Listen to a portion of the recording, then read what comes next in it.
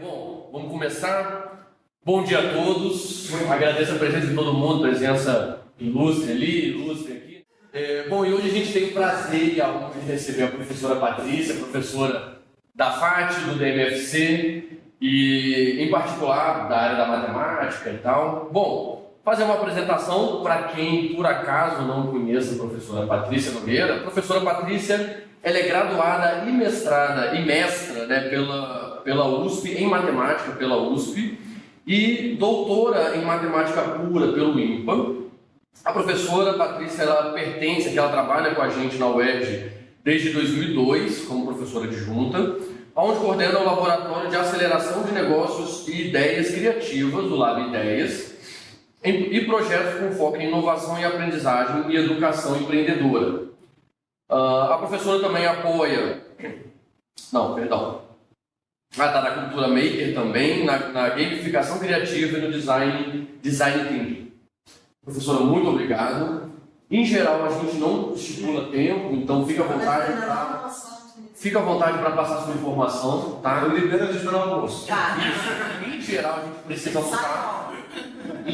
gente precisa almoçar. Questão de perguntas, faz durante. Pode fazer durante. Então, fique à vontade para interromper. Professora, fique à vontade. Obrigada.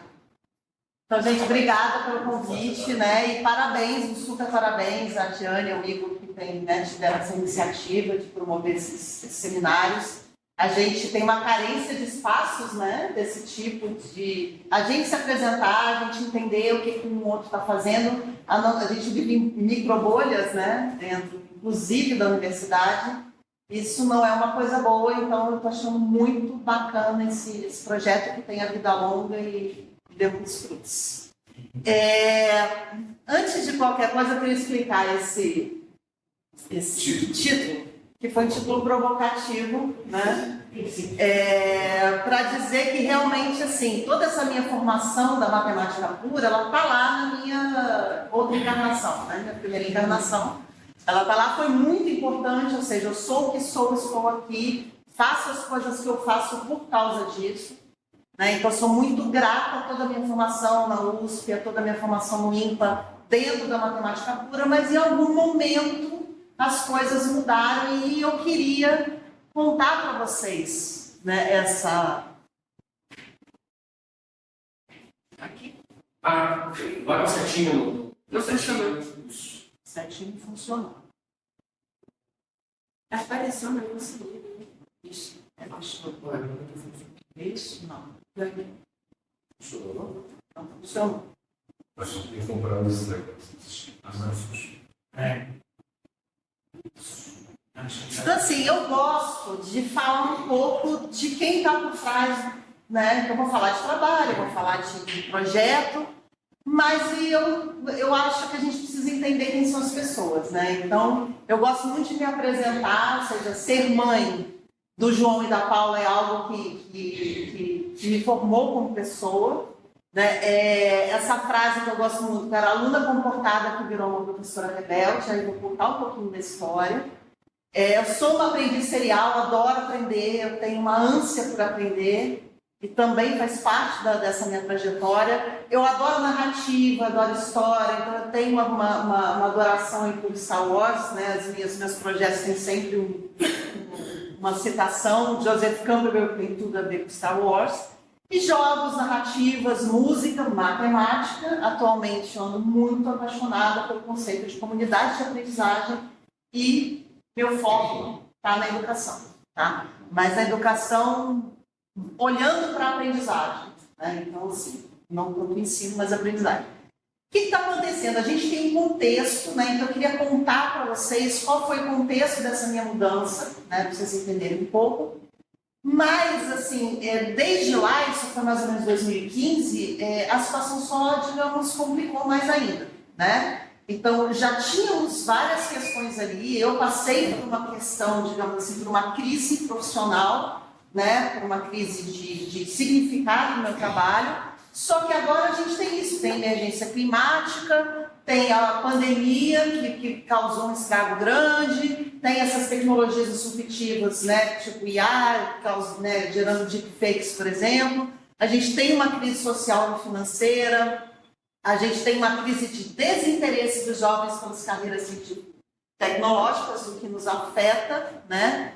Inclusive interesse de quem já está aqui, né? Então, existe uma falta de engajamento. Temos um problema sério, uma epidemia de saúde mental, de ansiedade, de questões, e ainda tem agora, apareceu essa necessidade da inclusão, né, voltada para a neurodiversidade e outras questões. Ou seja, a gente está, os problemas, né, somaram os problemas que a gente tinha antigamente, já estavam batendo a nossa porta, para agora, né? E eu queria contar um pouquinho, né, então, quem é um pouquinho mais velho e via Rá-Tim-Bum, não é o Castelo Rá-Tim-Bum, Rá-Tim-Bum.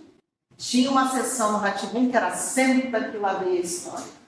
Né? Então eu fui criada em São Paulo, no estado de São Paulo, a cultura passava isso. Então eu queria contar um pouquinho de como essa caixa de ferramentas apareceu e por que eu mudei. Por que eu estava lá nesse contexto de matemática pura e virei alguém, né, dedicada, digamos assim, às questões de aprendizagem e educação. Então, assim, rapidamente, em 2015, algumas coisas aconteceram, né, de 2014 para cá. Uma delas foi, eu estava planejando fazer um pós-doc na Unicamp, e finalmente eu ia aplicar toda aquela matemática pura que eu tinha aprendido em teoria de códigos corretores de erros, né, ou seja, eu não seria mais inútil, mas eu fiquei grávida, então meu pós-doc virou a Paula. E isso foi uma coisa muito boa que aconteceu na minha vida, porque isso realmente me tirou do foco e acabou me deixando, poxa, e agora, o que eu faço? E nisso, a professora Miriam, que também estava focando a transição de carreira, né, ela começou, eu quero, né, a pesquisar aproveitamento de energia solar, e ela se juntou ao CEF, né, com o grupo do então professor Irata, que era a professora da gente, e a Miriam me convidou, vamos trabalhar comigo, vamos trabalhar com atenção, vamos começar em projetos, e eu vi uma oportunidade de pelo menos trabalhar em projetos que fossem mais interessantes para os meus alunos. E nisso eu entrei no mundo da engenharia. O que era aprendizagem em engenharia? Eu entrei no laboratório de um professor que era muito bom, né? Ele tinha uma formação, tem uma formação teórica de pesquisa, só que era engenheiro. Então, assim, eu entendi o que era aplicar ciência, o que era aplicar tecnologia, como é que era a mente do engenheiro. E aprendi muito com esse processo. Só que aí eu também descobri que o que me movia não era a engenharia, não era a energia solar, não era a matemática aplicada, e sim o processo de aprendizagem. Como é que as pessoas aprendem? O que engaja as pessoas? Né? Então, por isso que eu falo da professora, da aluna, que era uma aluna comportada, por quê? Durante a minha vida inteira eu segui esse modelo linear, de vou fazer graduação, mestrado, doutorado, vou fazer o que me manda e estava super feliz com isso. Por quê? O que eu descobri? Eu queria aprender. Então eu sempre fui uma aprendiz apaixonada. Então não me importava fazer a prova, fazer a tese, o que me mandasse a fazer, mas eu estava aprendendo. Quando eu passei para o outro lado, né, ou seja, virei professora, eu comecei a entrar numa crise que, por que os meus alunos não têm esse prazer que têm? Tudo bem, é o assunto, é a matemática, é a coisa básica. Eu comecei a me questionar. E, ao mesmo tempo, vivenciando esse processo mais... Ao mesmo tempo que tinha uma direção, também tinha uma liberdade, uma autonomia, os alunos, né, ali dentro do laboratório, pesquisando, produzindo coisas, eu tive uma crise como professora. Porque na época a gente tinha menos professores, então eu dava GA, depois dava geometria analítica, depois pegava álgebra linear. E na época realmente sim tinha sido um desastre, né? GA tinha sido bem difícil e poucos alunos passavam. Peguei esses poucos alunos em álgebra. E aí eu descobri que eu não podia falar mal da professora de GA, porque eles não sabiam o que eu precisava que eles soubessem. E aí me veio essa questão, o que aconteceu? Se eu sou uma professora que tem uma boa formação técnica, né? Eu sou uma professora que quero ensinar, eu gosto de ensinar. Os meus alunos estavam ali querendo aprender em tese, ou seja, tinham passado pelo vestibular. O que está acontecendo? Por que isso não está funcionando? Por que a aprendizagem não está acontecendo? Isso, né, me veio como uma crise forte, e aí eu fui em busca de soluções, ou seja, o que está acontecendo. porque do jeito que está, não pode continuar. Né? Então, fazer a prova mais difícil não estava garantindo que os meus alunos conseguiam adquirir aquele conhecimento e mobilizar para resolver outras questões que estavam em aula. Então, o que estava acontecendo? E aí, eu, motivada por esse olhar mais, digamos assim, mão na massa, né, que eu estava vivendo, eu falei, eu não vou para a academia, porque a academia provavelmente não está respondendo isso. Pode. Pois é, e às vezes uma solução a mais fácil, a mais fácil de fazer é colocar a culpa no aluno. Né? Sim, mas eu não fiz isso. Eu não Mas fiz isso. é a solução mais fácil. É a solução. É a primeira. Eles não querem, eles não estudam, não fazem. Não, mas eu não podia fazer isso. Porque eu tinha. Os alunos que passaram comigo, eles tinham estudado pra caramba, eles tinham se esforçado pra caramba. E aí chega o próximo ainda assim com falhas. E aí chega, ou seja, e aí eu percebi uma coisa óbvia, que é o seguinte, você estuda para fazer prova, você não estuda para aprender. Para mobilizar aquele conhecimento para resolver o problema.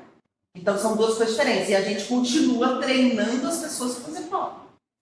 E não para mobilizar o conhecimento, aprender e usar aquele conhecimento. Então aí, o que eu fiz? Eu saí da academia, eu falei assim, eu não vou tive uma experiência, o pessoal da metodologias ativas, e foi muito interessante, participei de uma formação, mas algo me dizia que aquilo era enxugar gelo, ou seja, tinha alguma coisa ali, era bacana ter aquelas ferramentas, mas aquilo ali era uma intuição de que o buraco era mais embaixo. E eu tinha que descobrir o que eu acreditava que iria funcionar. Né? Então eu fui para fora da academia, e nesse momento eu conheci José Pacheco, a Escola da Ponte, conheci toda uma galera alternativa que está pensando em educação, inclusive em escola pública. Conheci pessoas incríveis da cultura maker que estavam disseminando informação, que estavam com outro modelo de aprendizagem. E fui caminhando, né? Aí me deparei, né? Os meus projetos iam sendo adequados às ferramentas que eu ia adquirir, né? Nessas andanças, nessas oficinas, nesses eventos, eu comecei uma sede por conhecimento, mas conhecimento prático. Então, eu resolvi que eu ia primeiro aplicar para depois ir atrás de qualquer embasamento teórico, que eu ia fazer completamente diferente do jeito que eu aprendi. E aí, me deparei, por exemplo, com o design thinking, né, na educação. Então, assim, a gente começa a abrir, você olha, né, para fora, digamos assim, da tua bolha, você descobre que tem outros mundos ali, né? São outros mundos que você não tem ideia que existem, estão produzindo muito conhecimento, estão impactando, digamos assim, né, a educação de alguma forma.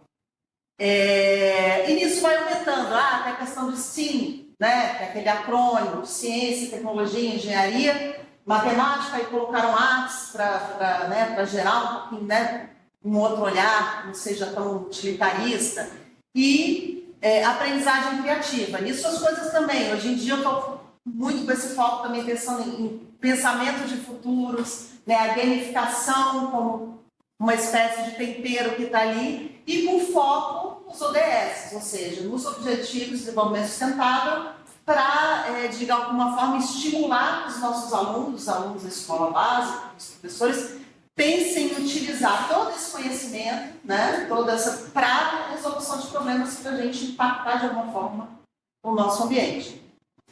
Então, isso aí foi de 2015 até agora. E não param de chegar novas ferramentas. A cada hora eu vou colocando, né? E as coisas vão se completando.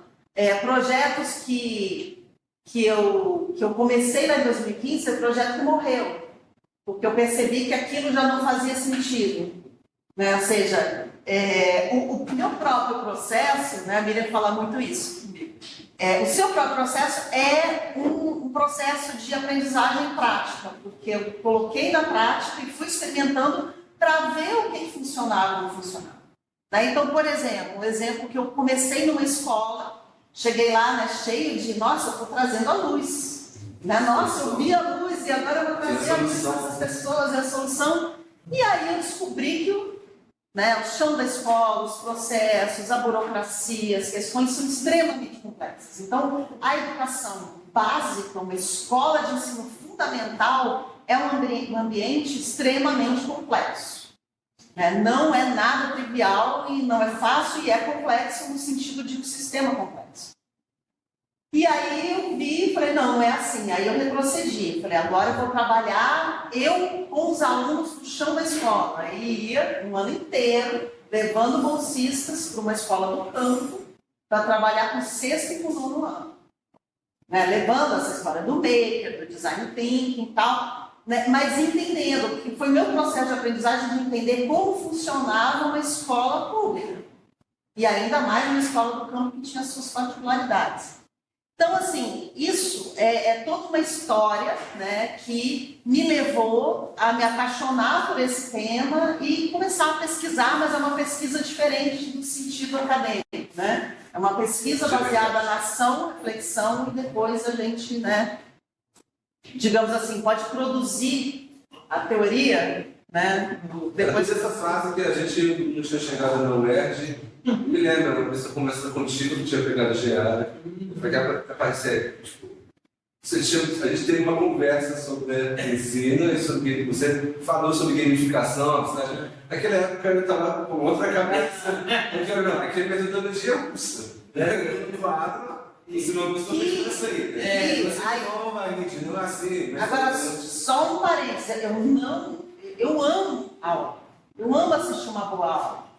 Eu amo narrativa. Então, na verdade, como é que a gente, de forma ancestral, como é que a gente aprendia? A gente aprendia através da oralidade, através da contação de história. Então, um professor que é bom contador de história, ele dá uma aula maravilhosa. Só não pode se resumir nisso. Né? Mas eu tive professores maravilhosos, que eu aprendi muito, porque eram bons contadores de história. E até hoje eu adoro uma aula. Acho que naquela época, aquele bom contador de história não precisava concorrer com redes sociais. Porque daqueles desenhos animados e a história é muito mais legal. E muita sangue também está mais baixo. Há controvérsias, vamos pensar nisso aí. Bem, então assim, o que aconteceu? Agora eu vou falar rapidamente sobre um pouquinho dessas ferramentas, as ferramentas mais importantes, só para vocês terem uma ideia do que é cada coisa. Mas eu acabei virando essa professora rebelde, focada em questões de aprendizagem. Então, assim, cada dia eu estou menos ensino e mais aprendizagem. Né? Ou seja, o foco tem que ser como o aluno, como a gente aprende, mais do que como eu ensino. O ensino não implica necessariamente aprendizagem. E eu, digamos, eu brinco que eu saí do armário enquanto professora. Porque até então eu vivia uma culpa de ter, nossa, eu tive toda essa formação acadêmica de doutorado em matemática, não sei o quê, e eu não pesquiso matemática. Mas, na verdade, eu não queria pesquisar matemática. Eu queria aprender. Eu queria continuar estudando. Se me pagassem para continuar estudando, ou seja, é diferente. A gente sabe que é diferente o processo, né? E eu tinha múltiplos interesses. Então, desses múltiplos interesses de você trabalhar com pesquisa de forma ativa e profissional é complicado. Porque você precisa focar. E aí, então só agora eu vou falar um pouquinho das ferramentas, né, que apareceram lá naquela caixa. Uma, essa cultura maker, educação maker, que está muito hoje em dia associada a essa coisa do clube da robótica, né? Vamos fazer participar de competições que eu não estou tirando valor, é bacana, porque aí você reconhece talentos, né? Pessoas que realmente vão seguir por essa linha, mas todo o meu pensamento é baseado na democratização dos processos. Então, assim, é tentar olhar todas essas ferramentas, elas permeando os processos de aprendizagem, permeando todo a escola, a universidade. Não, né? Tem uma limitação no assunto único. Não, né? E não ter em como, né? Em como você faz. E isso, né, tem a ver, então, quem estudou um pouquinho de pedagogia entende disso, então isso começa lá no Dewey, que né, traz toda essa linha, né, da educação maker. Inclusive a Anísia Teixeira estudou com o Dewey, né, e criou aquela na escola na Bahia, né? Então tem Freinet, Montessori, o próprio Paulo Freire. Então, assim, isso não é novo, é isso que eu estou querendo dizer. Quando assim, é uma novidade de uma galera que chegou, não. Isso é uma coisa que está sendo pensada e colocada e refletida Mas não sei não. há muito tempo, há muito tempo. Então, assim, não é novidade. Né? O que às vezes é novidade é a tecnologia que chegou, o modo que a gente faz, o nosso público. E nesse caminho apareceu um matemático sul-africano chamado Simon Papert, que olhou para tudo isso através da tecnologia. Né? Então, ele foi um dos precursores lá do MIT, né?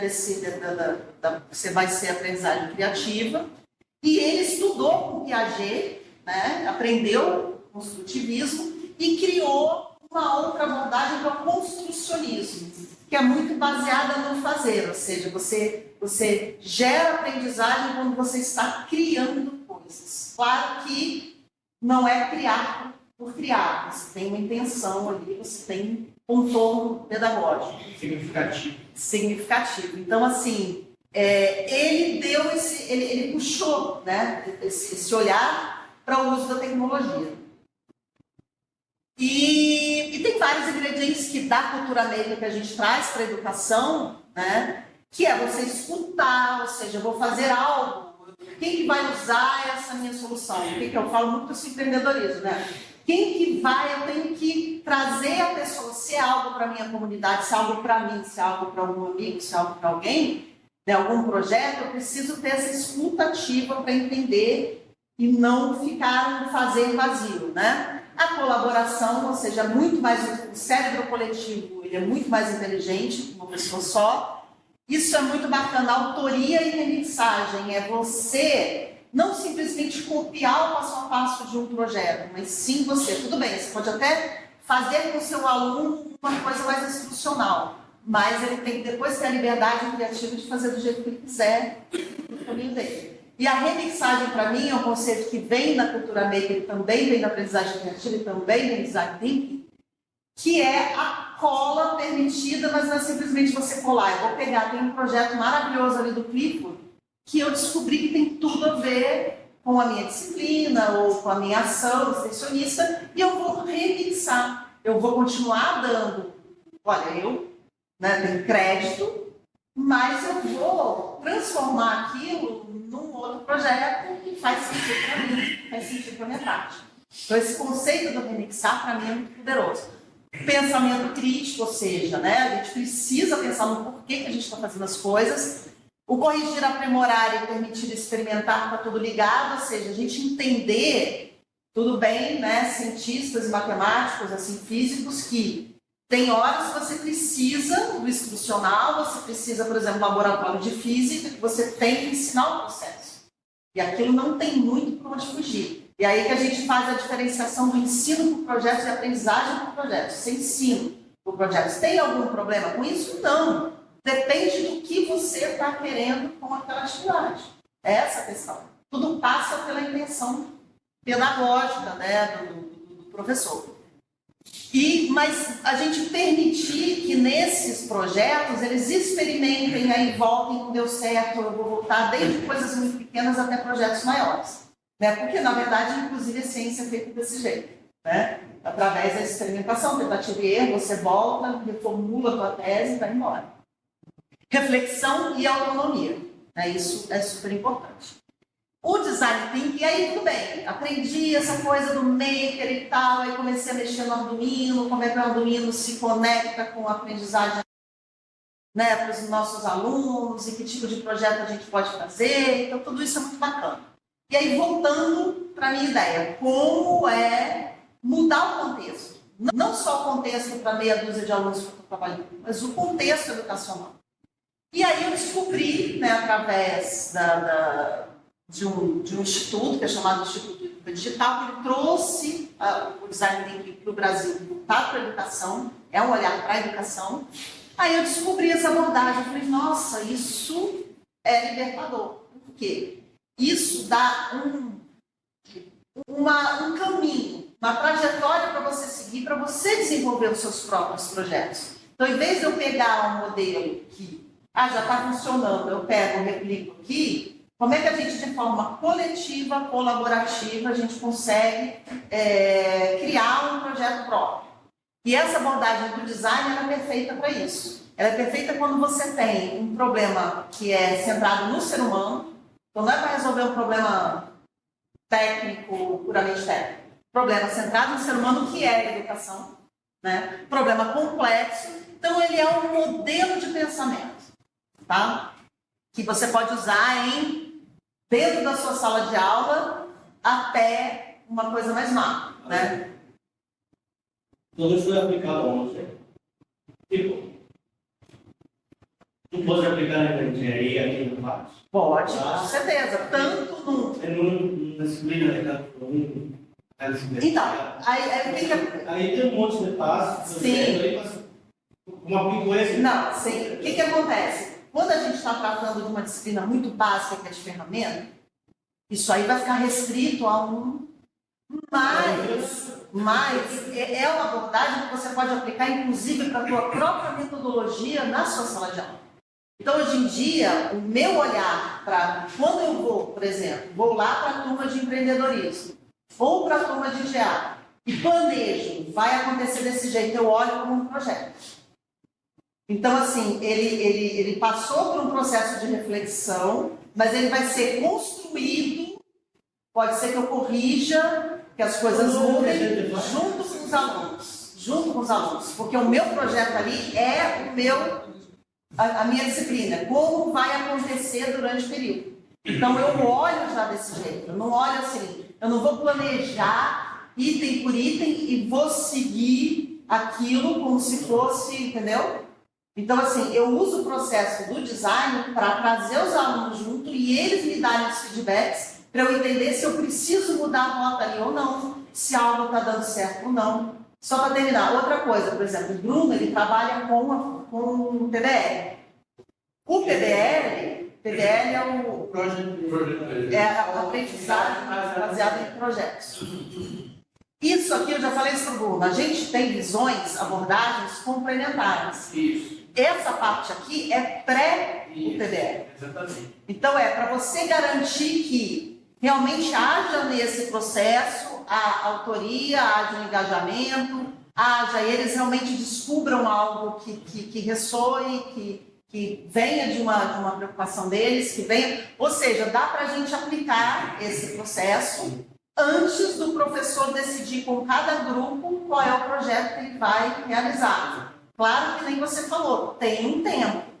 E cada tempo ele está restrito, né, àquele grupo, as aulas que eu tenho, a emenda que eu tenho que dar. Então o professor vai ter que fazer escolhas. E pode ser que isso seja simplesmente uma sementinha que ele está plantando ali. E em outras disciplinas que são mais práticas e são mais próximas da engenharia, isso já cabe tranquilamente como cabe o PBL. Entendeu? E aí as coisas vão se combinando. Inclusive, o que a gente, até mesmo o que eu penso, né, e às vezes recomendo, que o meu projeto tende a ajudar os professores da faculdade a aplicarem, a conhecerem o PBL, né, que é o projeto de docência. E o que eu geralmente falo para os professores é o seguinte, que a gente lida, principalmente aqui no básico, com assuntos muito duros, né? Com coisas técnicas, né? Que a gente precisa aprender ferramentas, matemáticas, conceitos físicos. E eu falo que não é necessário, por exemplo, que o professor, né? Apesar de poder fazer, mas é muito complexo feito assim, mas o que eu recomendo é tipo assim, pegar um pedaço da disciplina, né? Geralmente um capítulo, ou até mesmo um tópico da disciplina, e transformar isso num projeto. Então, não necessariamente você fazer todo o curso, né, baseado em projetos. Então, principalmente para começar, né, para você aprender como que a metodologia lida com isso. Então, você pega um micro para depois você pensar E aprender, porque na verdade é uma questão de modelo mental. Entendeu? É um modelo mental diferente.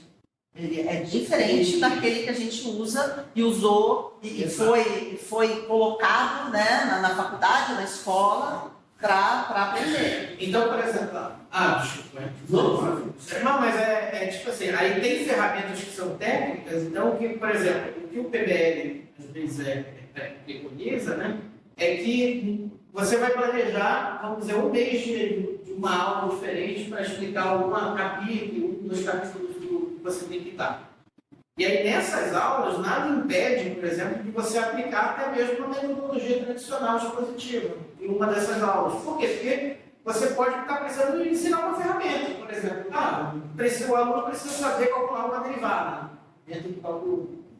Beleza, só que essa derivada tem uma aplicação. Essa derivada ela pode ser uma velocidade, ela pode ser Ou também, se o teu objetivo ele já tem as ferramentas, mas eles precisam entender para que eles vão usar aquilo, esse processo de design é muito valioso. Exato. E também, desculpa te cortando aqui, tem bastante coisa aí.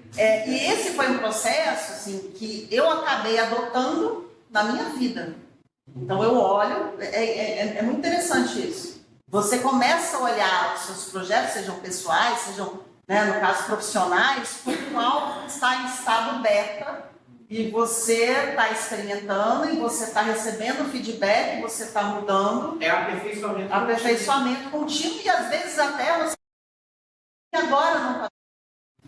Né? E muitas vezes acontece isso. Vem um público que é totalmente diferente, você precisa reavaliar. Então, assim, é um processo muito legal e foi o processo que é a base da abordagem que eu vou falar para vocês. Por quê? Ela ajuda, por exemplo, você chegar numa escola, trabalhar com professores, trabalhar com gestores e eles começarem a olhar a escola como um sistema, né? E a educação ali, a aprendizagem como um projeto que vai ser feito de forma colaborativa, experimental, ou seja, né, vai ter o teste, vai ter experimentação, prototipagem.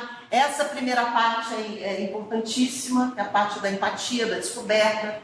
Você tem que, isso é uma coisa que a gente não faz. A gente não pergunta para o nosso aluno, a gente não tenta descobrir quem é ele, a gente não se coloca no lugar dele, em lugar nenhum. Seja um professor, talvez um professor de educação infantil.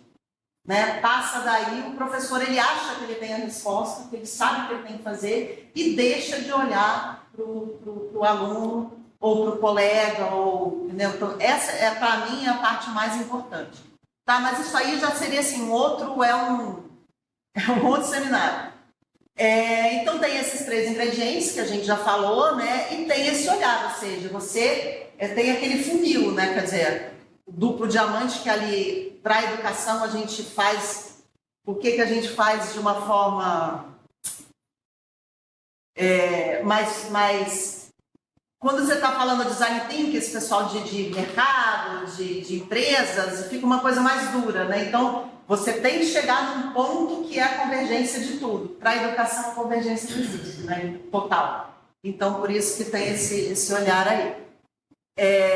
Então, nisso, eu comecei a aplicar design thinking para trabalhar com os alunos, para entender dos meus alunos o que eles estavam e para começar a trabalhar com professores, em escolas, tal, ótimo. O que eu acabei vendo? O pensamento gerado era muito uniforme. Todos pensavam praticamente da mesma forma. Então, você faz, por exemplo, uma oficina de ideação, vamos resolver esse problema aqui. A maioria dos grupos dos alunos, eles pensam da mesma forma, porque eles estão vindo formatados de um processo. E aí eu descobri a aprendizagem criativa. A aprendizagem criativa, ela dá uma abordagem que você tenta libertar a pessoa dessa caixa. Não estou nem dizendo, tipo, jogar a caixa fora, mas alargar a tua caixa, pensar um pouquinho diferente, através do lúdico, através do... Não é bem diversão, pode ser claro que você vai para se divertir no processo, mas é através do lúdico, através de outros elementos. Então, isso para mim começou a mudar o processo, tá? Então isso o que me permite, por exemplo, no curso de, eu estou falando que a Agatha está lá, no curso de empreendedorismo, hoje em dia, a gente tem uma variedade maior de soluções, antigamente as soluções eram muito parecidas.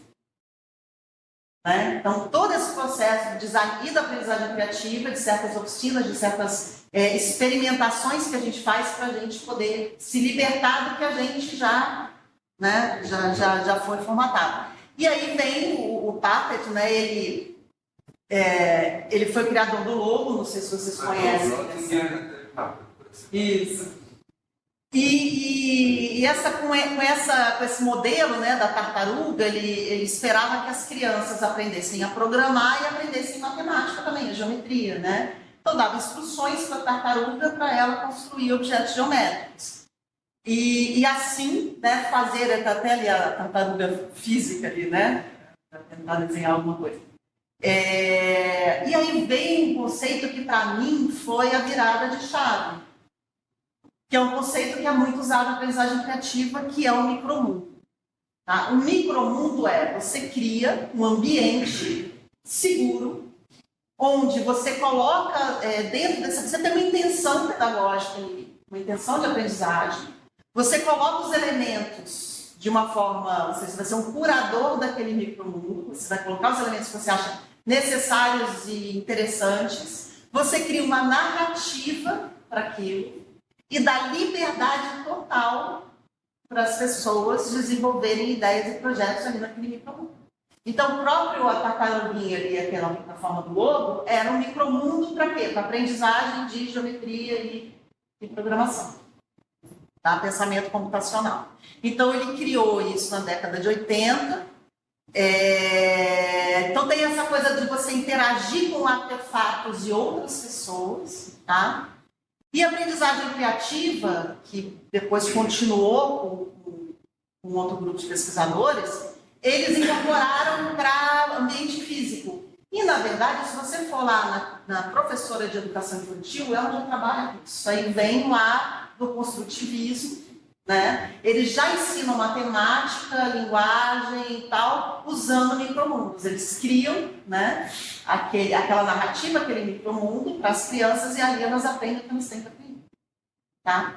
De novo, gente, a solução, eu vou conseguir explicar tudo, dar aula de álgebra de vetores com micromundos, talvez uma parte, talvez algum conceito, talvez algo que eles estão com uma dificuldade de entender, mas claro que vai ter uma aula expositiva, claro que vai ter um treinamento que eles precisam fazer conta, isso aí é óbvio, né? Mas a gente está agregando no processo, né, outros olhares para que a coisa aconteça do jeito que a gente queira. Então, a ideia dos micromundos, né, a gente tem a questão instrucional, que é tipo, ó, faz isso, faz isso, faz isso. Beleza, isso aí é errado? Não. Se você quer que ele aprenda, de repente, a fazer algo que você precisa da instrução, ótimo. Depois vem a aprendizagem baseada em problemas, você cresce um pouquinho. Isso ó, é a questão em termos de autonomia criativa, tá? Não de ser eficaz ou não no processo de aprendizagem, porque vai depender do que você quer. Depois vem a baseada em projetos, né? Depois, entre os micromundos, você já tem uma liberdade, uma flexibilidade muito grande, e o mundo, ou seja, vamos para o mundo para aplicar o que a gente aprendeu. Né? Então, aplicar ou criar, a gente fala muito aplicar, muito utilitarista, né? Posso dar um comentário sobre o Acho que essa abordagem faz muito sentido quando a gente olha para o produto final que a gente quer entregar para a sociedade. Exatamente. Porque a gente não está querendo treinar alguém que resolve a equação muito bem. A gente quer entregar um engenheiro que vai resolver problemas, vai ter criatividade em fazer inovação e desenvolvimento tecnológico. Exatamente. Então a gente não pode parar só na parte institucional. Instrucional é bom para... É onde a gente está. É bom fazer com quem calcula muito bem. Né? Para quem está entendendo para Olimpíadas de matemática, de física, você precisa de nível de instrução. Sim. Porque dá para você resolver.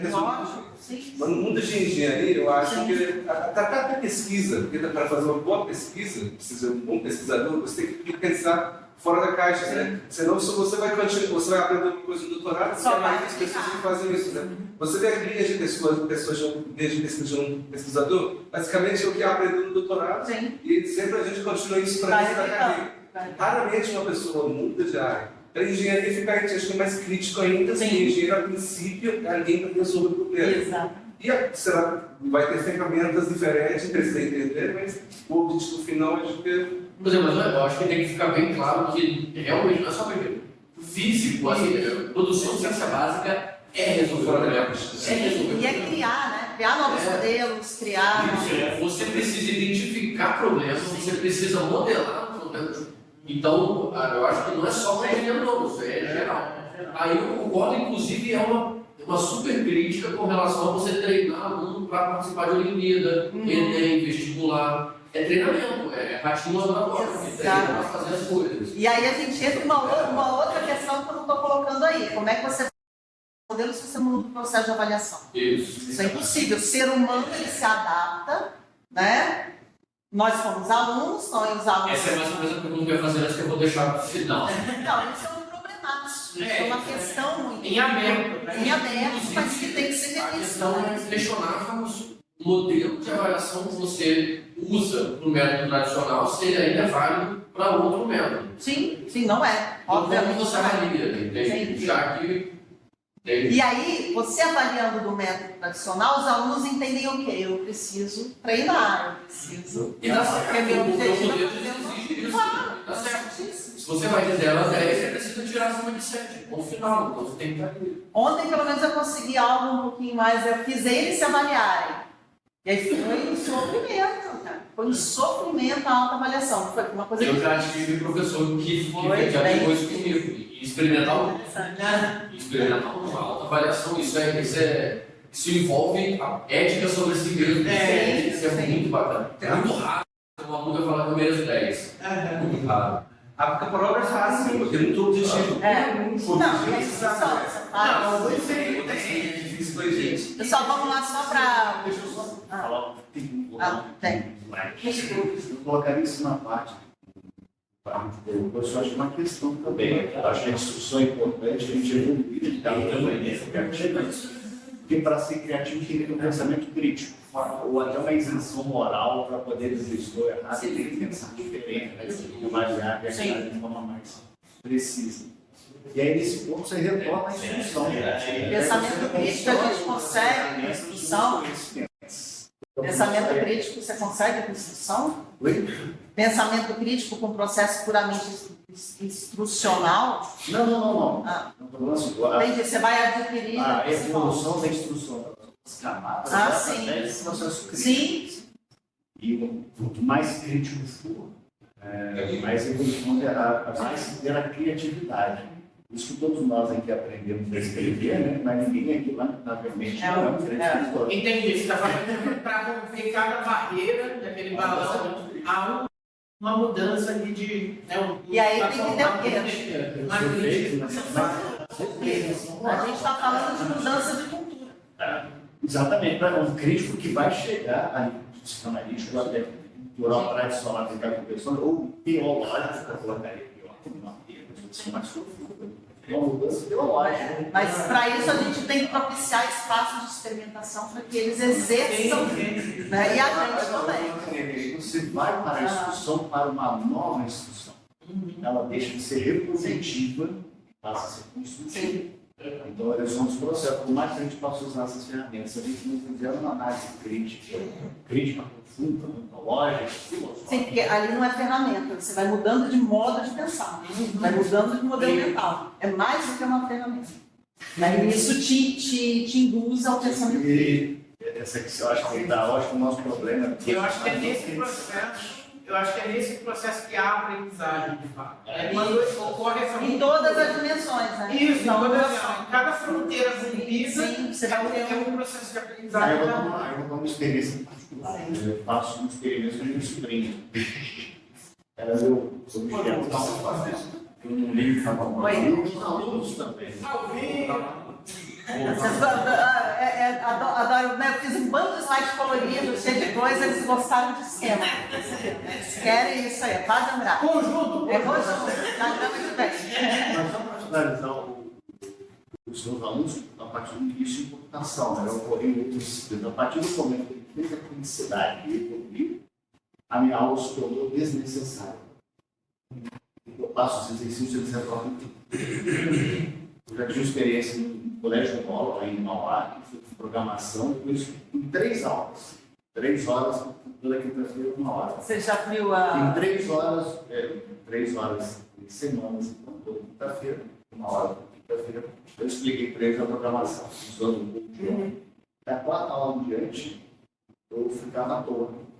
Tem toda uma comunidade, Eu não existia nisso, né? que estuda isso, né? Que estuda autodireção, aprendizagem autodirigida, né? Então tem pesquisadores que estudam isso com crianças, com adultos. E é um outro mundo que é fantástico também, que de certa forma a gente tem que trazer também para o nosso ensino formal. Mas, pessoal, deixa lá, senão a gente não acaba. Isso aqui é só um micromundo, um exemplo de uma dinâmica que eu faço muito, pessoal, de empreendedorismo, que foi também remixada de uma oficina que eu fiz com o pessoal da aprendizagem criativa, que é uma expedição para um planeta onde tudo funciona. Então, esse planeta ele não tem problema social, não tem problema ambiental, não tem problema financeiro, existe ali um equilíbrio, né, social e tal. E aí a gente coloca um tema, nesse caso, se não me engano, era a questão do resíduo sólido, tá? Então a gente colocou um tema de lixo, e aí eles vão visitar em equipes esse planeta e vão trazer as inspirações de lá. Ou seja, não precisa, a tecnologia pode ser uma tecnologia que não existe, é só um exercício de criatividade e deles expandirem né? Então a ideia era essa, e eles trouxeram, o que acontece? Se você joga isso, todo mundo vai fazer o quê? Está falando de lixo, todo mundo vai falar de reciclagem, usina de reciclagem. Outras coisas apareceram ali que não foram usina de reciclagem, entendeu? Teve usina de reciclagem, mas tiveram outros elementos ali. Por quê? Porque quando você cria uma narrativa, uma história de que você pode pensar, e se eu não tivesse nenhuma limitação financeira, tecnológica, ou seja, de gestão, né? O governo iria implantar uma ideia, o que eu poderia fazer? Aí você depois volta. Limita. Aí você limita dentro. Aí depois você volta, não, agora vamos pensar, isso aí é uma atividade. Né? O que eu faço com o pessoal que eu fiz com o pessoal do empreendedorismo esse ano? Eu joguei os grupos, um para 2074 e outro foi cair na década de 80. E eles tinham que se virar. Eles já tinham um desafio que eles já tinham definido, eles sabiam o que eles precisavam resolver, só que 2 grupos não tinham nenhuma tecnologia atual para resolver e o resto inventou tecnologia para fazer. E depois da outra aula a gente veio para a ideação de fato e voltamos. O que aconteceu? O pessoal que foi lá teve várias ideias interessantes, mas teve dificuldade de adequar para a tecnologia e a gente, eu acho que o pessoal que foi para a década de 80 foi muito mais criativo. Eles voltaram bem criativos, porque eles tiveram essa limitação. Então foi muito interessante isso. E aí a brincadeira ali está o Jacques, eu chamei inclusive uma banca de investidores anjo, representantes do planeta, e aí tem que ser lúdico, tem que ser divertido, né? E eles realmente apostaram e elegeram o melhor, seria o melhor projeto para eles levarem para os investidores anjos de Tesla. É o FAT-Tem. Tá com cara de ficção da Legum, de distribuído, não sei o que. Depois você fala. Então, esse é o professor, né, pesquisador Mitchell Hesse, que ele tem um grupo de pesquisa em aprendizagem criativa no MIT, de Lab, que acho que vocês conhecem, quem conhece é interessante dar uma pesquisada, conhecer a importância, né, o impacto que tem esse instituto. E ele tem um grupo, o grupo de pesquisa dele é Lifelong Kindergarten, que é exatamente o olhar para a educação infantil, para o jardim da infância, para a gente conseguir levar esse olhar para todos os outros níveis, obviamente com as devidas adaptações e devidas, né? Então, mas a gente olhar para como a criança aprende para tentar resgatar essa aprendizagem genuína e com engajamento de um adulto, por exemplo, né? E não matar das crianças, algo que a gente faz muito bem. Então tem certos princípios da aprendizagem criativa, que toda vez que a gente vai criar uma atividade, uma oficina, uma ideia, a gente tem esses princípios como norteadores, né? Então, esse aqui é da casa da aprendizagem criativa. Então, eu vou criar alguma oficina, algum dispositivo, algum kit que vá servir para os meus alunos. Então, tem que ter piso baixo. O que isso significa? Tem que ser fácil de entrar. Então, não pode ter... Eu tenho que dar muita instrução antes. Não, começa com algo, né, que seja fácil das pessoas alcançarem. Então, chegaram na casa, beleza. que significa o teto alto? A tua atividade, a tua dinâmica, o teu kit, o teu dispositivo, ele vai permitir qualquer pessoa dali alcançar um nível de complexidade e de outros projetos muito grande, ou seja, o teto é alto. Com aquela coisa que foi fácil de eu chegar, de eu aprender, eu consigo criar muitas coisas interessantes. Através também das paredes largas. O que significa parede larga? Eu tenho várias formas de chegar ali. Então, uma atividade, uma oficina em que você tenha o mesmo produto, ou seja, o mesmo resultado de projeto ou de ideia do teu grupo, ele não tem essas paredes largas. Ele não tem essa autonomia. Eu tenho só um caminho para chegar ali, mesmo que seja um nível de complexidade grande. Tá certo? Então, a gente pensa desse jeito e olhando a criança, né, tá cheio de espiral de aprendizagem, esse é o espiral de aprendizagem criativa, como que a criança brinca? Ela primeiro faz o quê? Né, ela imagina, aí depois ela vai criar, ela imagina a brincadeira, né? Então vamos combinar, olha, você faz isso aqui, essa caixa é nosso navio, e você é não sei quem, eles criam a narrativa, né? Imaginam, criam a narrativa e vão brincar. Nessa brincadeira, eles compartilham, olha o que está acontecendo, tal. Então eles têm que interagir, têm que compartilhar a narrativa e o que está sendo criado. Depois eles refletem, eles já viram assim, não está legal, ou a brincadeira não está legal, vai mudar, ou então agora eu não quero mais ser o capitão do navio, eu quero ser o pirata. E eles vão mudando aquela atividade e a coisa vai em espiral. Imagina de novo e vai, tá? Então, assim, quando você está criando alguma coisa, né, esse é o modo de enxergar, tá? Através dessa espiral. E outra coisa que a gente leva muito em conta são os 4 P's, que agora tem um quinto, que é o propósito. Os 4 P's da aprendizagem criativa, que é pensar em projetos que sejam significativos para as pessoas, em paixão, ou seja, entra esse engajamento, esse interesse, né? Eu quero fazer algo porque eu quero fazer, seja um projeto pessoal, que de repente vai ajudar a cuidar do meu cachorrinho, seja um projeto para a minha comunidade, não interessa. O pensar brincando, que em inglês é o play, que é mais do que jogar, é brincar, né, tem uma múltiplo significado. E os pares, que é o coletivo. Você aprende no coletivo, né? Você aprende na interação social. O ser humano não aprende sozinho. Não aprende sozinho. Ele tem um processo de reflexão e aí ele assenta, ele reflete, ele entende, mas precisa da interação, precisa do social. E um exemplo que a gente, assim, é muito apaixonante, né, pelo Scratch,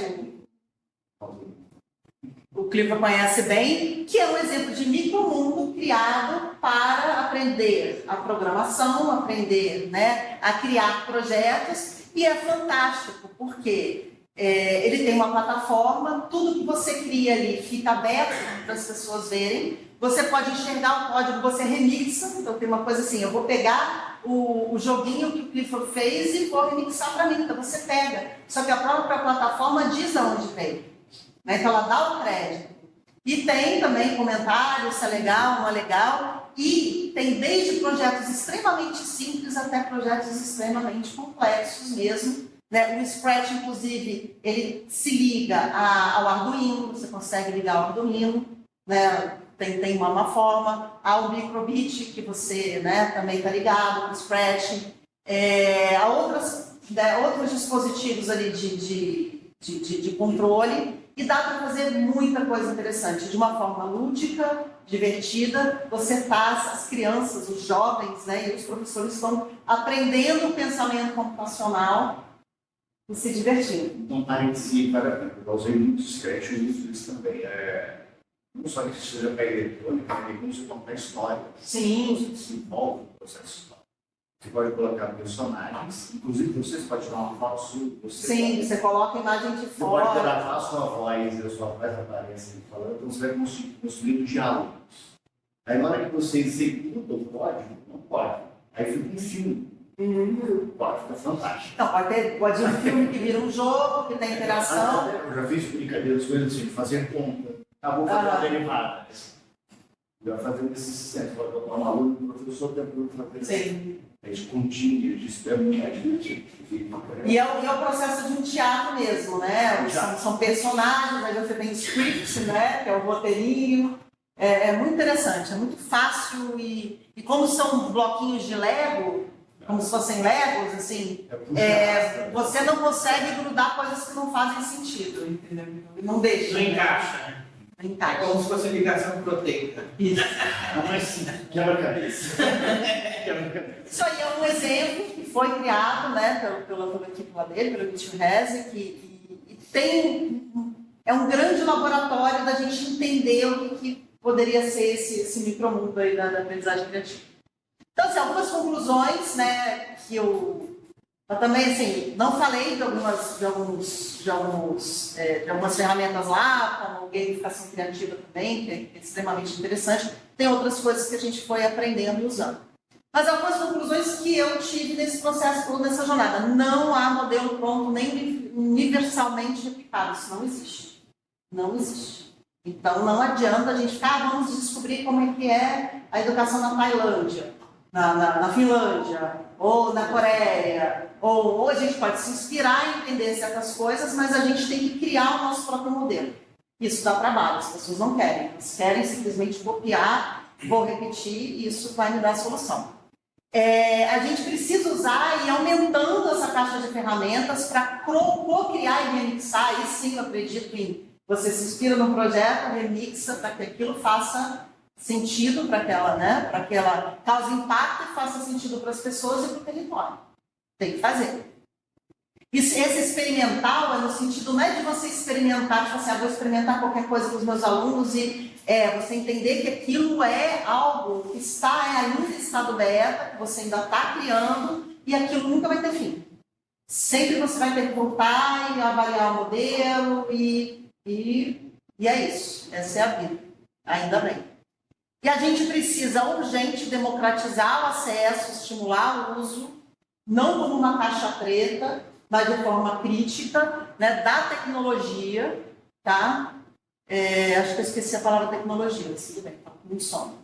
Está faltando aí a palavra tecnologia para desenvolver ideias, desenvolver projetos. A gente precisa abrir essa caixa preta, a gente precisa democratizar esse conhecimento, seja científico, seja tecnológico, principalmente tecnológico no sentido de ferramenta, né?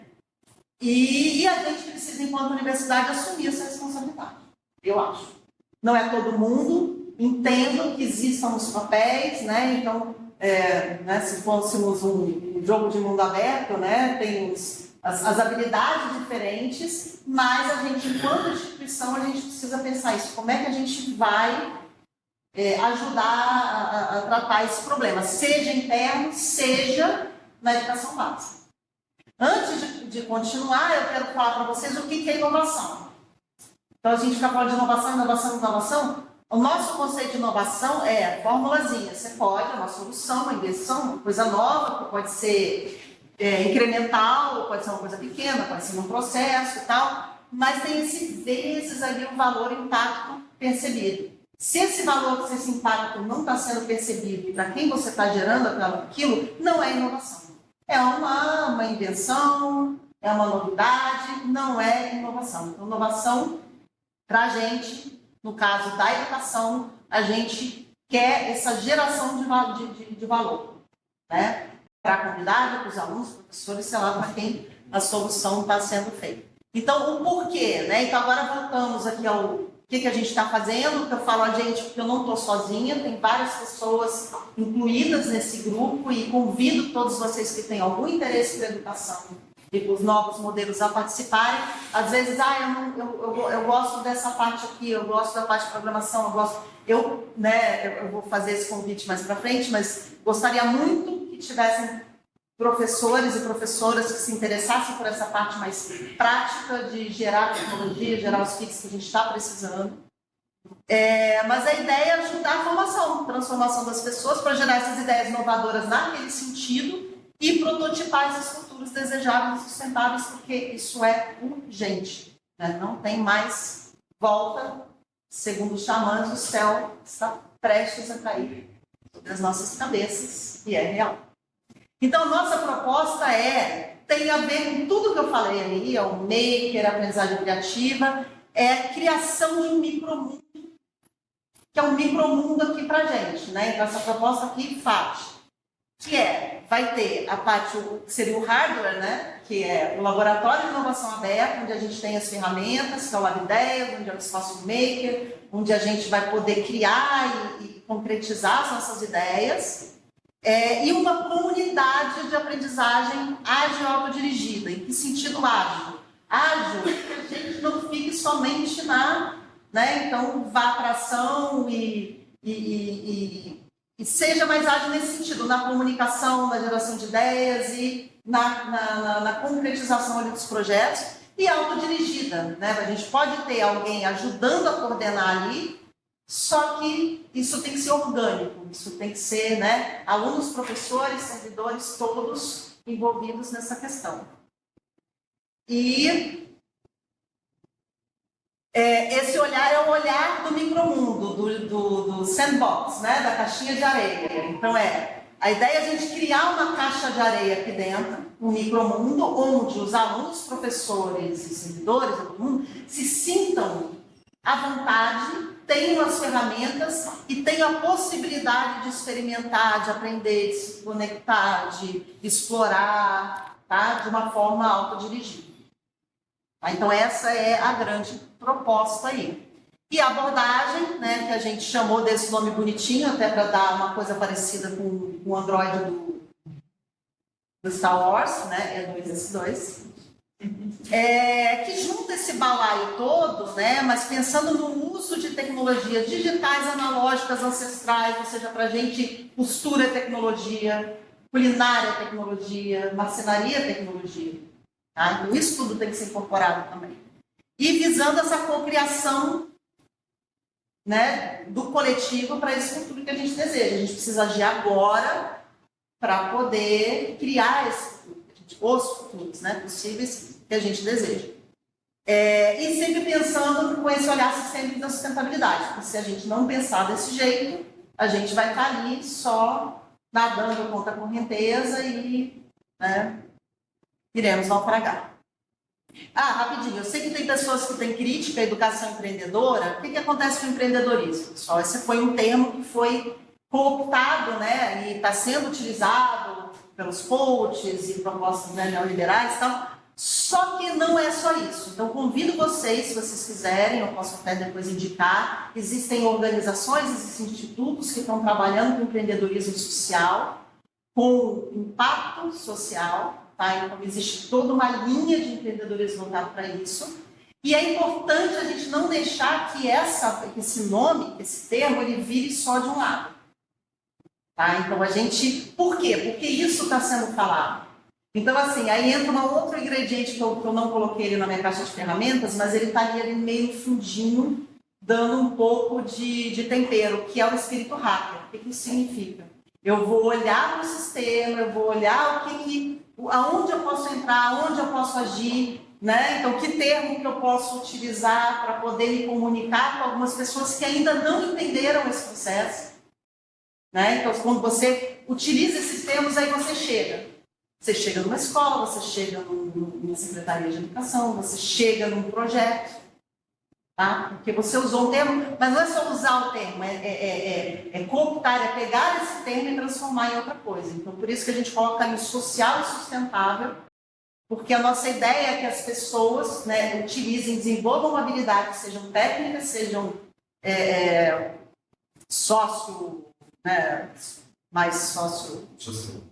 sociais, né, para poder desenvolver essas soluções para a gente resolver grandes problemas complexos, que é isso que está acontecendo. Tá? Então, é esse o nosso pensamento. Além disso, ainda há uma questão séria, que por mais que a gente diga isso é errado, existe a questão dos nossos alunos. Eles vão entrar no mercado de trabalho, a maioria deles vai ser PJ. Então, eles têm que ter o pensamento, digamos assim, empreendedor nesse sentido de eu tenho que saber o meu rumo. Eu não posso mais, como era há pouco tempo atrás, e eu acho que essa geração já entendeu que isso não vale mais. Os nossos alunos entravam, eu quero ser funcionário da montadora tal. e vou passar minha vida inteira lá sendo feliz. Então, né, você entregar a sua formação, a sua vida, o seu projeto de vida e de carreira para uma grande organização. Isso é muito perigoso. Né? Então, a gente tem que desenvolver essas habilidades, tá? Que tem a ver com esse termo, que apesar de estar sendo usado, né, por outras praias, a gente precisa resgatar e colocar ele na sua forma realmente significativa. Uma pergunta mesmo. Parece que é um conflito que nós vivemos. Né?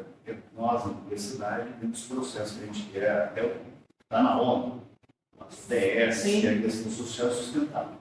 Nesse processo que nós estamos tentando ir para este caminho socialmente referenciado, sustentável, ou seja, ambiental. Quando fala sustentável, você pensa só em meio ambiente. Né? Não.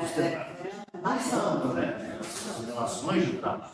Quando a gente vê a realidade do sistema mundial, que é uma privatização, um escopo diretamente eu diria não só oposta, pelo contrário, mas em guerra, com o que é socialmente referenciado, o que é sustentável, como é que a gente resolve este conflito, não aparente, mas esse conflito de agora e para frente. Isso é um problema extremamente complexo, mas a educação passa por isso. A gente mudar o nosso porque nós, como estamos determinados pelo sistema de Estado, pelas grandes empresas, tudo, como fazer uma educação formada? Educação rápida. Mas é como eu estou falando até por nós, né? Nós lideramos, por exemplo, nós aqui, né? Extensão, ensino, tudo, a gente tem as métricas que vão determinar a nossa vida. Sim. Que chega até a nossa vida pessoal. Se você tem que prestar essas métricas, você vai ter que abrir mão do espaço social e sustentável da sua vida social para satisfazer uma determinada estrutura de mercado. Esse conflito, como a gente... Porque se você não cumprir o cronograma, as Por isso que é necessário ter uma certa dose de rebeldia. Senão você não rompe. Então você está provando mais. Mas uma evolução um pouco diferente. Não, nem não é diferente. Porque se eu fizer para você, eu fizer isso, não cumprir isso. Ao invés de me demite ou não me demite, eu posso. Depois a gente conversa. Esse programa que você está falando é aquele programa lá no Lab Ideia. Então, isso aí é uma abordagem que a gente está utilizando tanto para trabalhar com os nossos alunos aqui, tanto para fazer a formação de professores fora, tanto é uma abordagem. A gente junta algumas ferramentas, criou uma abordagem para a pessoa ou o grupo criar a própria metodologia. Então, isso não é uma metodologia, não é um passo 1, passo 2, passo 3. É uma forma de pensar que você usa os ingredientes para conseguir. Por exemplo, isso pegar no ensino fundamental, que é básico, né? A formação da criança, que é que vai ajudar a formação da criança. Essa abordagem está muito interessante. Aí você vai tendo um processo. Por exemplo, aí chega na universidade e tal. É lógico que eu quero me sustentar, mas é uma coisa assim que existe o ideal e existe o real. Né? E o real ainda é muito distante do algo desse tipo. Então, por exemplo, você, até o Barrinho falou, nós tivemos esse tipo muito interessante. De uma maneira, de uma outra maneira, outra visão, se discutiu coisas nesse caminho. Então, o que eu acho é o seguinte, mas para a universidade, isso é a visão que eu tenho. Assim, você já pega uma pessoa formada, a sociedade nossa vamos dizer assim, as pessoas não têm muitos interesses, as pessoas não são instigadas a pensar, as pessoas não são instigadas a aprender. E ela precisa ser do emprego lá na montadora, Fernando. Sim, ninguém está querendo. Então, é o seguinte, assim, eu entendi a tua visão, mas assim, uma visão adaptada para a nossa realidade, porque uma coisa é o seguinte, uma coisa que a gente deseja, outra coisa como ele é, né? Às vezes você, vou fazer assim, assada, chega lá, o cara, pô, meu camarada, se for assim, tu vai embora, cara, pô, você desse emprego, por exemplo, sempre bem pragmático. Então, essa abordagem eu acho interessante, mas, por exemplo, há de se adaptar uma sujeito produtor para cá, para uma universidade já vai pegar toda a formação. Eu acho muito ruim, né? Dá uma oportunidade de voltar a trabalhar lá no. Mas a gente já está criança. adaptando, ó. Essa abordagem a gente trabalha de um jeito no ensino fundamental e trabalha de outro jeito. Sim, mas Já você tá fala adaptado. assim, Eu te convido a conhecer os projetos, aí a gente vai poder conversar melhor. bem, Entendeu? Porque assim, o que a gente está falando é de uma coisa macro e que é um grande guarda-chuva, está em cima. Cada local e cada contexto vai fazer essa adaptação. eu acredito muito em processo, por exemplo. Hoje eu vejo. E outra coisa que eu discordo de você, inovação. a gente ainda está em formação. Eu ainda estou em formação, eles estão em formação. Essa virada de chave que eu tive, desse pensamento linear e tal, foi com 40 e poucos anos. Não, eu não estou criticando nada, eu falo o seguinte, por exemplo, A gente pode mudar. Por exemplo, a gente tem que ter cognição de ver o mundo como ele é, por exemplo. Mas eu é só falo muito de inovação e coisa e tal. A vida toda eu trabalhei muito desenvolvendo projetos, equipamentos novos, então, a vida é um processo. Sim. O cara inventa uma coisa, depois cria uma outra, Existem coisas antigas, né? O palho de fósforo até hoje é usado no barlante. Então, essa coisa de inovação da coisa. Por isso que a inovação ela só tem sentido quando ela já está. Senão ela Eu não sei se aí está muito discutido na nossa realidade. não está. É isso que eu estudo. Não precisa estar. Então, assim, só vou agora falar um pouquinho, né? Então, essa nossa forma de trabalhar, que é como se fosse peças de leve. Então, convido a todo mundo que tem algum projeto, que tem alguma coisa para se juntar, precisa estar pensando em tudo isso, né? Não é meu interesse é outro, é mais localizado, de repente é dentro da minha disciplina, ou dentro daquilo que eu acredito, mas que se junte a gente, porque são várias cabeças, vários projetos diferentes que vão gerar alguma coisa realmente impactante, né? E aí a gente criou, a ideia, isso aí não é criou, isso não existe, né? Está pensando em criar um ecossistema de aprendizagem, tá? Que existe por enquanto esse programa de extensão, que é o programa Guarda-Chuva, de todos os nossos projetos de divulgação científica e ligados à escola, à educação. O Lab Ideias, que seria o nosso espaço onde a gente vai poder, né, usar para desenvolver projetos e ideias, e o LEA é o laboratório de produção de novas metodologias, de novos modelos, de novos, né, então como se fosse assim, o software ali do Lab Ideias. E que é um laboratório de geração mesmo, geração de novas ideias ligadas ao ensino-aprendizagem. E ali, gente, podem, né, sair várias outras conexões e algo que até hoje eu estou tentando fazer, né, já faz um tempo que eu estou tentando, através dos alunos não consegui, que é realmente a gente criar uma comunidade de aprendizagem aqui dentro. O que vocês estão tentando fazer aqui, no fundo, tem a ver com isso, ou seja, é para gerar uma comunidade de aprendizagem dentro do MFT, né? Então, eu acredito muito nesse conceito de comunidades que se conectam e que estão, ecossistemas exatamente, que estão, de certa forma, ligadas a um propósito maior. E a gente precisa trazer os alunos para isso. Um pouquinho do que a gente tem feito lá desde o início, além dessa visita à escola e oficinas, a gente faz muito essas oficinas de dinâmicas, né, com narrativas gamificadas. Não é jogo, é uma narrativa gamificada, diferente, né? Então não tem... baseada na história do micromundo, oficinas de ideação com o DT, esses mini hackathons que a gente já começou a fazer em algumas disciplinas, que são, né, como é que você produz, por exemplo, a professora Laura, né, do Higiene do Trabalho, Higiene e Segurança do Trabalho, ela colocou uma questão e os alunos reuniram a equipe e num processo ágil, cada equipe deu a sua solução ali, só que usando o DT. Usando o DT, porque aí você foge simplesmente do criar um aplicativo que usa alguma coisa. Inclusive, no último IDEACON, a gente proibiu, disse que a empresa que tinha contratado a solução deles não permitia o uso de celular. Então, a solução não podia ter celular. Isso foi interessante, que forçou ideias, né, diferentes. Roda de conversa, né, pensando nesse mundo da tecnologia, no impacto social, no impacto... Oficinas makers, que é uma coisa mais instrucional, e mais também tem um certo grau, né, de criação.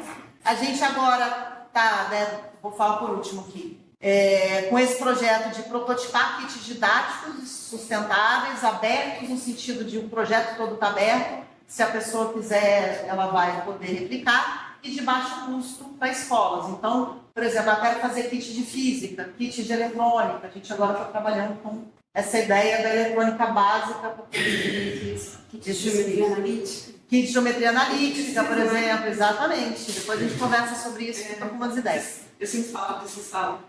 Então, isso é uma coisa que a gente pode, né, se reunir e começar a produzir. E um projeto que tem animado bastante, que é um projeto junto com a Agência de Desenvolvimento Regional, Sul-Fluminense, que eles abriram esse espaço nas secretarias, algumas secretarias de educação daqui, para fazer formação de professores e a gente tentar aproximar a universidade das escolas, né? E também tentar contribuir de alguma forma com esse novo olhar. Então, ano passado, a gente teve uma formação, foram 3 escolas, Pinheiral, Piraí e Porto Real, 16 professores, foram encontros presenciais em Mab10, então foi muito interessante que eles vieram, que eles vivenciaram, né?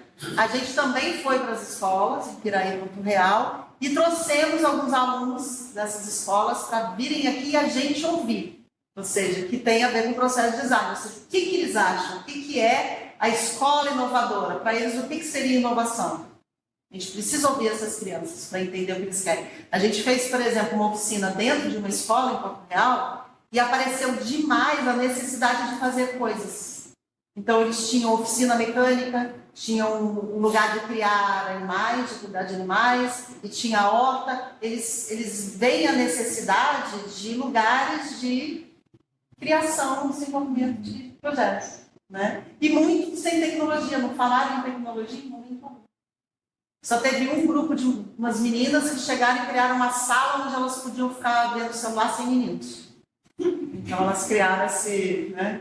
E aí, interessante, né? A professora ou a pedagoga, olha o que isso significa. Aquilo ali tem um significado.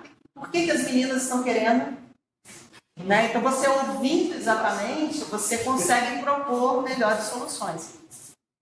E esse ano a gente está... Não, essa aí foi, digamos assim, a emenda do curso, né? Os encontros, o que a gente fez em cada um dos encontros. E o objetivo final era, no final, cada escola ter um protótipo de um projeto que desse início a uma ideia de inovação dentro da escola. Uma coisa bem simples. E o interessante, apesar da gente ter falado de tecnologia, ter colocado eles para programar, né, para entender e fazer circuito, todos no final envolviam pessoas. Porque a questão maior, o grande problema das escolas atualmente está nisso, está nessa questão.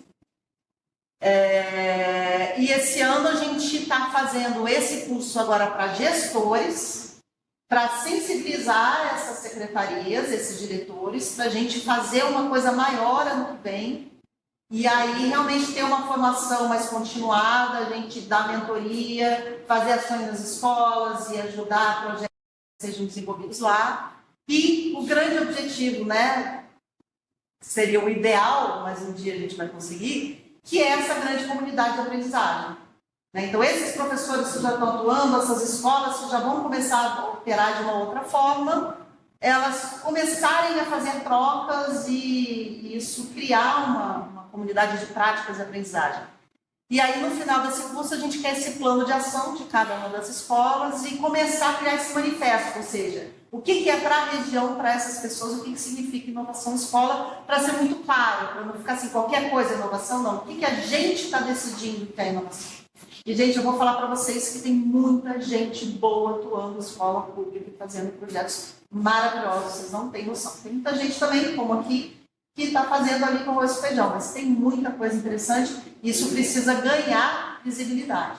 Só que a gente precisa do quê? Dos gestores e da secretaria tem que virar um projeto, uma política pública, né? Não pode ficar... E aí entrou também, né? Aí entra o nosso espírito hacker do mundo real. Por que isso aí gera interesse neles? Porque está todo mundo preocupado com a educação? Tá. Só que no dia a dia eles têm uma roda para girar. Né? Então, aonde a gente gerou valor para esses gestores? Não sei se vocês sabem, mas existe agora uma lei, né, do MEC de transformação das escolas em escolas integrais. Imagina você pegar um grupo ali, uma escola de ensino fundamental, e de repente você tem que trabalhar com um contraturno. O que você vai fazer com essas pessoas, essas crianças? Não é simplesmente dar aulinha de judô, tal, não sei o quê. Isso é uma questão séria, e qualquer diretora séria, diretor sério, qualquer professor vai querer que isso seja integrado ao processo político-pedagógico da escola, e não seja um repositório de crianças fazendo atividades extras. Uma creche, né? Uma creche. Então, isso aí passou a ser uma questão. Outra questão, às vezes tem projetos do governo, como o Laboratório Intramuros, chega, constrói um laboratório de ciências para a escola, não tem formação de professores, não tem capacitação, não tem um profissional dedicado para ficar ali. O que vai acontecer? Isso vai sucatear. Né? Um exemplo disso, que já ocorre, nesse colégio lá que é no estado do Rio, né? Tem uma sala micro. Então, isso é outra. Duas impressoras 3D. Então, o Estado criou diversas salas makers em escolas de ensino médio, que dependem de existir algum professor que já nasceu maker, já tem aquela pegada, entendeu? Ou seja... E a própria estrutura é o acaso, não pensou que isso entrar na casa horária. Então, sim, fica aquela coisa ali. Administrativo para essa. E aí, por exemplo, como foi o caso que eu cheguei numa da secretaria e falei assim, a gente está com dinheiro para comprar os kits de robótica. Precisa exatamente esse kit? Esse kit talvez não seja muito caro. Vamos pensar no qual é o objetivo de vocês. Então, assim, eu acho que esse é o nosso papel. O papel da universidade de gerar soluções para esses gestores que estão precisando resolver esses problemas. Essa questão de fazer as coisas de qualquer jeito e botar na mão dos professores para ele se virar, e ninguém tem apoio institucional, ninguém tem apoio financeiro, ninguém tem apoio pedagógico, ninguém tem nada. Aqui não, né? Nada. Aí não tem isso também. E aí o que acontece, né? Isso é um reflexo, né, pelo menos na minha análise, de que nos últimos 30, 40 anos, né, a tecnologia superou, né, a questão da renovação até mesmo política, né? Porque a gente pega governantes, mas a gente vê que é tudo muito parecido com o que sempre foi, né? E já são velhos, né? Geralmente já são pessoas já avançadas, e aí eles não conseguem acompanhar essa mudança que a gente está tendo latente na sociedade atual, e aí, para propor política pública ou para conversar sobre o que deve ser feito, isso, inclusive, é até um incentivo, assim, eu sei que tem 2 alunas aqui, incentivo para buscar também, né, lugares na política também, né, de renovação, né? Porque de renovação, assim, levando a juventude, levando a visão jovem, tecnológica, né, para esses espaços, para essas discussões, porque a gente fica muito à mercê de gente que não entende nada. Sim, mas aí entra aquela nossa responsabilidade de sermos apoiadores e geradores de políticas públicas. Sim. A universidade tem esse papel. Sim, a gente está lá o trabalho, nosso espaço. Eu colocaria de outra forma. Eu diria que não é isso, acho que isso é uma posição deliberada política. Sim. Não tem questão de... Tá. Eu digo que essa é uma coisa que... Eu tô falando Porque agora vai entrar numa discussão que vai demorar. É só terminar aí, depois a gente fecha. Só falar de cumprir uma outra necessidade, não sei, né, se você viu isso, e chegou a base nacional, claro, da computação, e vai lá. Vocês têm que implementar. Isso chegou no plano curricular, isso chegou exatamente no plano. E mais ainda, os gestores estão entrando em contato com a pessoa que está dentro da prefeitura. Resenha. Eu tenho este projeto, o material já está pronto, está tudo organizado. Veja quais são as demandas desses professores para a gente fazer um curso de capacitação para eles de graça. Tive retorno? Não. Tá. Depois que acabar a gravação, a gente fala sobre isso. Então é isso, gente. Ó, as redes sociais de todo mundo, Proactive, Lapidéria, Zé Ari. Muito obrigada.